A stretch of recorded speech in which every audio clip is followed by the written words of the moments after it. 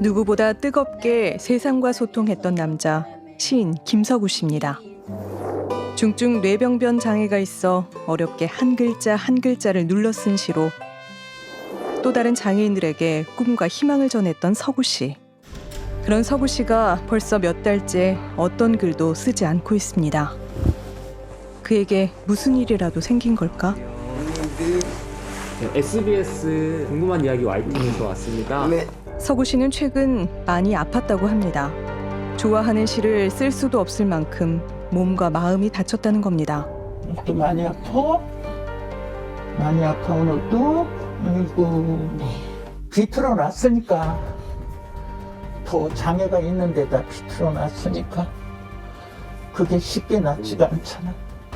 예전 양보다 훨씬 많은 진통제와 안정제를 먹어야만 생활이 가능하다는 석우 씨. 암 환자들 먹는 진통제를 살아요. 그러고도 저 살겠다고? 애를 이 지경을 만들어 놓고 사람인가요? 짐승도 그렇게 못해요. 아들의 일상을 180도 바꿔놓은 이는 2020년 11월부터 석우 씨의 집을 드나들었던 남성 활동 보조사 최 씨였습니다.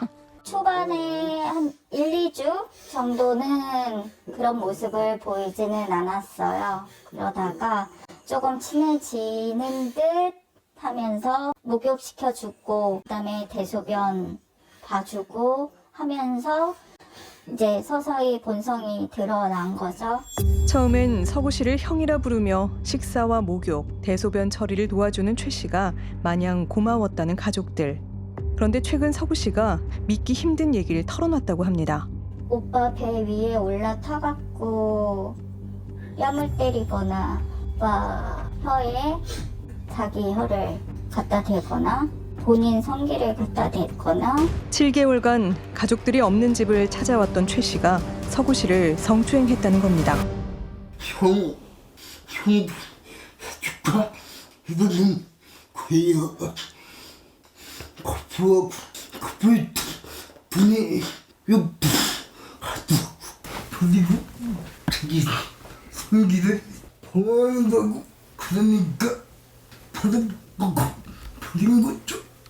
반항을 할 때마다 폭행을 했다는 최 씨.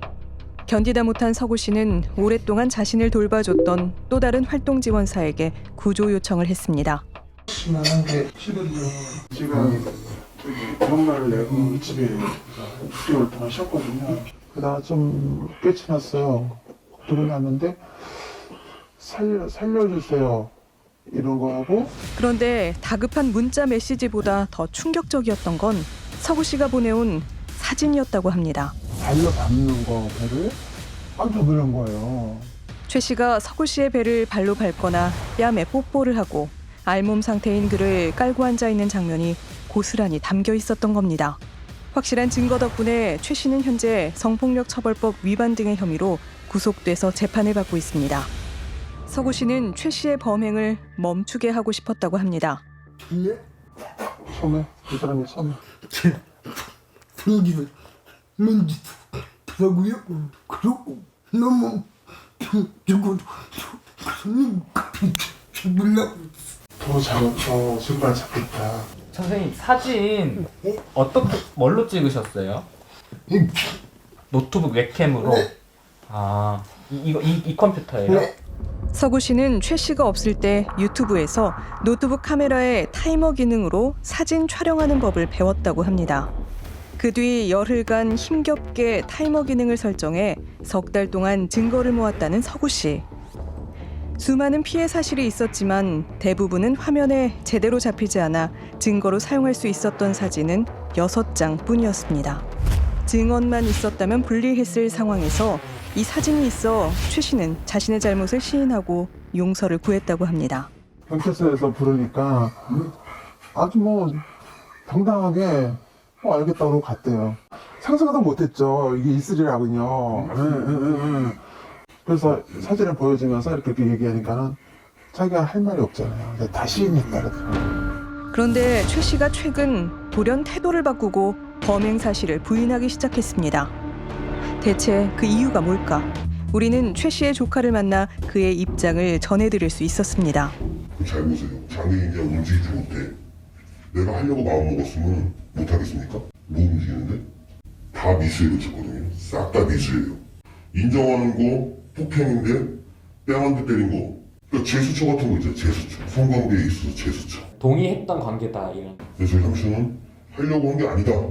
서로 간에 무언의 얘기가 있었고 서로 간에 이제 액션만 취해주려고 했었던 부분이다. 한때 혐의를 인정했던 건 조사 과정에서의 강압적인 분위기 때문이라는 최 씨의 조카. 그는 의아한 점이 더 있다고 합니다. 1차적으로 피해를 당했어. 그럼 왜 신고를 안 하고? 예? 왜 신고를 안 했습니까? 세 차례 이후에 신고를 했냐?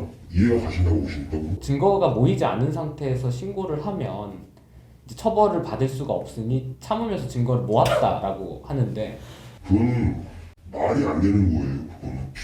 그러면 이 사람을 죽이려고 걔가 불법 사찰을 하면서 계속 그 증거 모을 때까지 어떤 사람이 요새 법이요 얼마나 무서운데요. 저는 이게 불법 사찰이라고 저는 생각을 하고 있거든요. 하지만 서구 씨는 자신이 당한 그 일을 세상에 알리는데 큰 용기가 필요했다고 말합니다. 엄마가 충격 받았지. 그봐. 최 씨의 범행이 날로 심해지자 견디다 못해 어머니께 활동 지원사를 바꿔달라는 부탁을 해왔다는 서구 씨. 지말로 그래요. 짐승 같은 사람하고 이겨서 못하니까 기관에다 연락하래요. 그래서 왜 짐승 같아? 그랬더니 글쎄 그런 게 있으니까 빨리 바꿔달라고 해래요. 그때도 당했었대요. 나중에 수사할 때. 하지만 여러 번의 요청에도 활동 지원사는 바뀌지 않았다고 합니다. 이유가 뭐였을까? 우린 최 씨가 소속돼 있었던 요양 서비스 업체를 찾았습니다. 주희한테 다른 불만사항을 한 번도 얘기하신 적이 없었어요. 그러니까 본인이 의사전달이 잘 안 되면 이분이 이제 어머님한테라도 나 이 사람 싫다라고 얘기해서 그 어머님도 한 번 이렇게 딱 얘기하시잖아요. 계속 전화하셔요. 그러는 스타일이에요. 가족들의 말과는 달리 최 씨를 바꿔달라는 요청을 받은 적이 없다고 합니다. 이런 상황에서 서구 씨는 매일 가해자를 마주해야 했습니다. 그거를 참고 그 사람을 대면하는 게 쉽지가 않으셨어요. 그게 고통이었죠. 왜 그렇게 바로 화를 안 내신 거예요? 해코지 할까봐. 이 사람이 구속되기 전까지. 네. 자신의 집을 알고 몸을 가누기 힘든 자신의 상황을 아는 최 씨가 구속이 되지 않을 경우 벌어질 혹시 모를 보복이 두려웠다는 서구 씨.